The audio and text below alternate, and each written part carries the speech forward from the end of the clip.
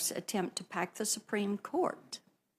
You have praised the 1619 Project, which argues the U.S. is a fundamentally racist country, and you have made clear that you believe judges must consider critical race theory when deciding how to sentence criminal defendants.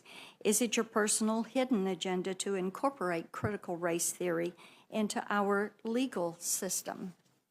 These are answers that the American people need to know. Absolutely good. I hope you are.